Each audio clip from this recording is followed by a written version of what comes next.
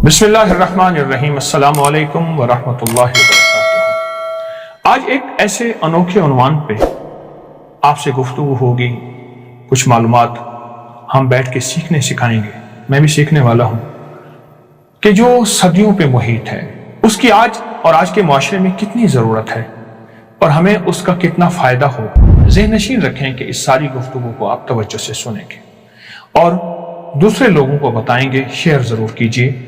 एक मैं रिवायत बयान करूंगा, बहुत ताकतवर रिवायत है और इसका बहुत ताकतवर हवाला है। ये रिवायत है अबू जाफर रहमतुल्लाह अलैह से, जो अपने वालिद से रिवायत करते हैं। जब रसूलुल्लाह सल्लल्लाहु अलैहि वसल्लम से ज़ुल्करनैन के बारे में सवाल किया गया तो फरमाया, ज़ुल्करनैन अल्लाह के नेक बंदों में से एक साले बंदे थे। वो अल्लाह के एक अजीम मर्तबे पर फाइज थे। हमारे बादशाह पर अल्लाह की कितनी रहमत है। अल्लाह ने उन्हें न सिर्फ मशरिक से मगरिब तक हुकूमत दी है, बल्कि उन्हें रूहानियत में ऐसी फजीलत दी कि ज़ियाफील नामे एक फरिश्ता उनका दोस्त बना दिया, जो उनसे मुलाकात के लिए आता रहता था। एक दिन जब दोनों बातें कर रहे थे तो ज़ुल्करनैन ने ज़ियाफील से पूछा, ज़ियाफील, आसमानों में फरिश्ते अल्लाह की हम्द कैसे बयान करते हैं? ज़ुल्करनैन, आसमानों में ऐसे फरिश्ते हैं जो खड़े हैं और कभी नहीं बैठेंगे, और फरिश्ते हैं जो सजदे में हैं और कभी अपना सर नहीं उठाएंगे। ऐसे भी हैं जो रुकू में हैं और उन्होंने कभी अपनी नजरें नहीं उठाए। कुछ फरिश्ते हैं जो उसे हर वक्त कहते रहते हैं, सुब्हानल मलिकुल कुद्दूस रब्बिल मलाइकति वर्रूह रब्बि मा अबदनाका हक के इबादत। पाक है वह बादशाह, पाकीज़ा, फरिश्तों, रूह का रब। हमने तेरी इबादत वैसी नहीं की जैसे तेरा हक था। ये सुनकर ज़ुल्करनैन रो पड़े। ने अर्ज किया, ए ज़ियाफील, मैं चाहता हूं मैं इतनी देर जिंदा रहूं कि अल्लाह की सही इबादत और इताअत कर सकूं। ज़ियाफील ने कहा, क्या आप वाकई चाहते हैं? ज़ुल्करनैन ने कहा, हाँ। तो फरिश्ते ज़ियाफील ने अर्ज किया, जमीन में एक चश्मा है जिसे आइनुल हयात कहते हैं, यानी आबे हयात। ऐन अरबी में चश्मे को कहते हैं। जो भी इसमें से एक घूंट पी लेता है वो कभी नहीं मरता। हैरत की बात है। ज़ियाफील ने क्या हैरत अंगेज राज बताया। आइए इस राज को आगे जानते हैं। आपको पता है ये चश्मा कहाँ है? ज़ियाफील ने जवाब दिया, नहीं, ये अल्लाह के इल्म में है। लेकिन आसमान वालों के दरमियान ये बात मशहूर है, जमीन पर एक ऐसी तारीक जगह है जिसमें ना कोई इंसान गया है ना जिन। हमें गुमान है वो चश्मा उसी तारीक मकाम पर है। ये सुनकर ज़ुल्करनैन ने जमीन के उलमा, अहले किताब, आसार नबूवत के जानने वाले, साहिब इल्म, फकीह, मुज्तहिद और बड़े बड़े उलमा को जमा किया। उनसे पूछा, क्या आपने कभी किताबुल्लाह या अंबिया की अहदीस में, विरासत में, किसी इल्म की दुनिया में किसी ऐसे चश्मे का जिक्र पाया? उन्होंने कहा, नहीं। तब एक आलिम ने कहा, ए बादशाह, आप ये क्यों पूछ रहे हैं? तो ज़ुल्करनैन ने फरिश्ता ज़ियाफील की वो सारी बात बता दी। उस आलिम ने कहा, मैंने हजरत आदम की वासियत में पढ़ा है कि ऐसी जगह मौजूद है। यह जगह सूरज के मशरिकी किनारे की तरफ है। फिर ज़ुल्करनैन ने लोगों को, बड़ी बड़ी हस्तियों को जमा किया और सूरज के मशरकी किनारे की तरफ सफर शुरू किया। 12 साल तक मुसलसल चलता रहा, यहां तक कि वो तारीकी के किनारे पर पहुंचा। वो तारीकी रात की तरह नहीं थी, बल्कि धुएं की मानद उबलती हुई थी।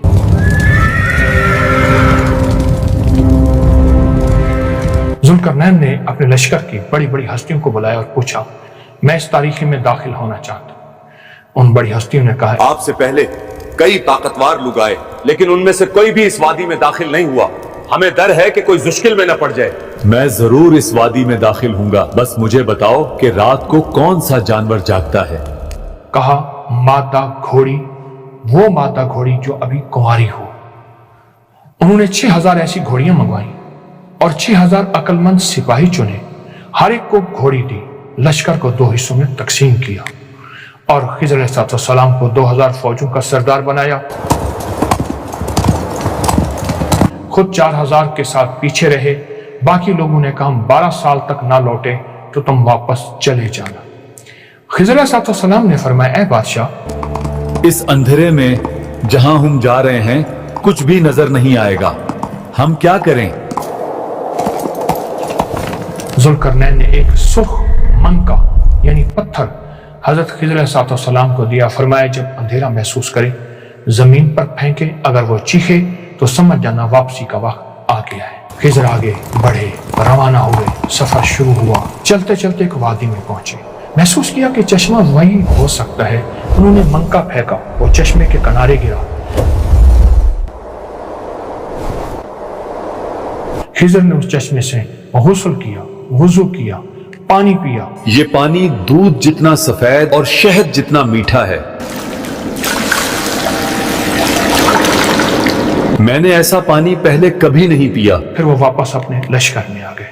ادھر ذوالقرنین اس وادی کو نظر انداز کرتے ہوئے آگے بڑھ گئے اور 40 دن تاریکی میں چلنے کے بعد ایک روشنی میں پہنچے۔ وہاں سب زمین ایک محل تھا جس کی دیواریں ایک فرسخ یعنی بہت اونچی بلند تھی۔ محل میں کوئی دروازہ نہیں تھا۔ ذوالقرنین آگے اس میں داخل ہوئے۔ محل میں ایک سیاہ پرندہ نظر آیا جو لوہے کی سلاخ سے بندھا تھا۔ پرندے نے کہا، آپ وہی ذوالقرنین ہیں جنہوں نے مجھے ڈھونڈا؟ پھر اس نے سوالات کیے، کیا زمین پر چونا اور اینٹ کا کام بہت بڑھ گیا؟ ذوالقرنین نے فرمایا، ہاں۔ پرندے نے سسکیاں لینی شروع کر دی اور سسکیاں بھرتے بھرتے پھر اس نے پوچھا،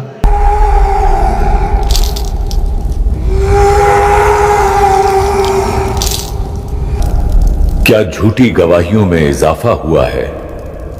ہاں بالکل، کیا موسیقی عام ہو گئی ہے؟ یہ بہت عام ہو گیا ہے۔ کیا لوگوں نے کلمہ پڑھنا چھوڑ دیا ہے؟ تو ذوالقرنین نے فرمایا نہیں۔ پوچھا نماز؟ فرمایا نہیں۔ پوچھا جنابت یعنی ناپاکی کا غسل کرنا چھوڑ دیا؟ فرمایا نہیں۔ پرندے نے کہا، اب میں اطمینان میں ہوں، واپس اپنی حالت میں آ گیا۔ پھر اس نے ذوالقرنین کو محل کی سیڑھی چڑھنے کو کہا۔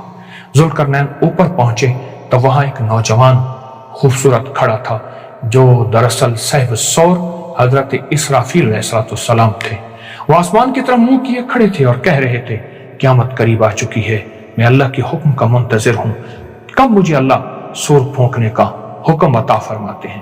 پھر انہوں نے ذوالقرنین کو ایک پتھر دیا، فرمایا اگر یہ پتھر سیر ہو جائے یعنی بھر جائے تو تم بھی ہو جاؤ، اگر یہ بھوکا ہو جائے تم بھی ہو جاؤ۔ ذوالقرنین نے وہ پتھر اپنے بڑوں کو دکھایا۔ انہوں نے 1000 پتھر تولے مگر وہ پتھر بھاری رہا۔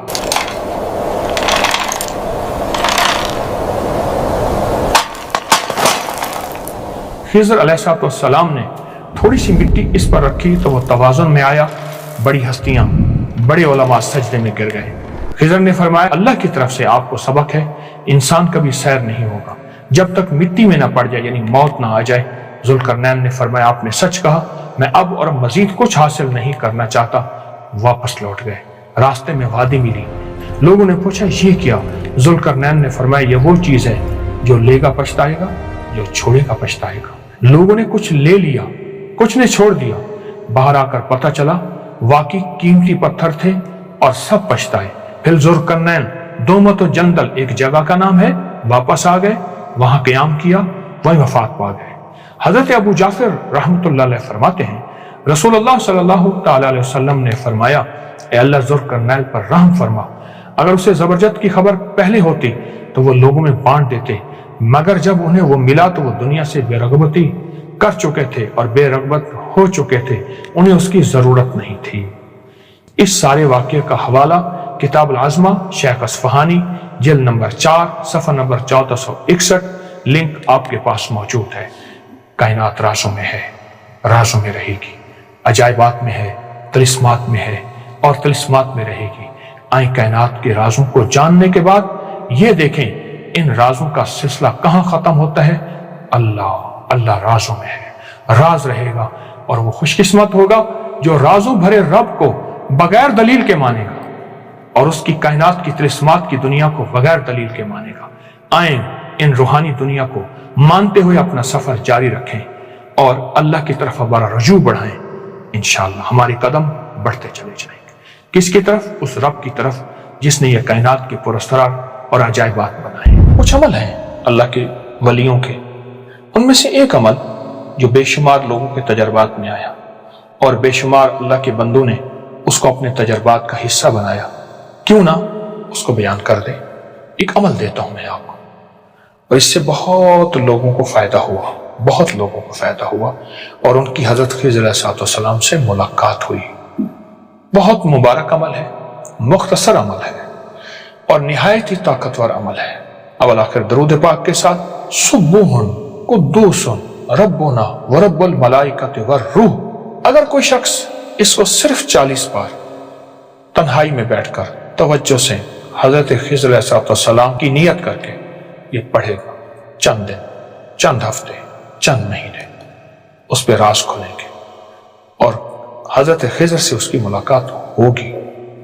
اب پڑھنے میں ہے، جو جتنی توجہ سے لگن سے ڈوب کے پڑھے گا اتنی جلدی ہوگی. اگر نہ بھی ہو عمل نہ چھوڑیں.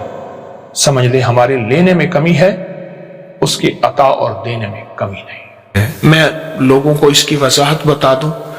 چاند کی پہلی سے 1 دفعہ پڑھنا ہے سورۃ قدر، پھر دوسرے دن 2 دفعہ، 3 دفعہ، 14 دفعہ. جی ایسے اس کی بڑی طاقت. مہینہ مجھے یاد نہیں کون سا اسلامی مہینہ. یہ ہر اسلامی مہینے کا عمل ہے، ہر اسلامی مہینے کا عمل ہے. اور کچھ لوگ، میں نے ایک دفعہ ایک بندے کو پکڑا، میرے گھر آیا، میں کہ چاند کو دیکھ کے یہ عمل کر لے، کوئی چیز دے دی، بس پھر بے قدری تو پھر بے قدری ہوتی ہے. مفت میں کوئی چیز مل جائے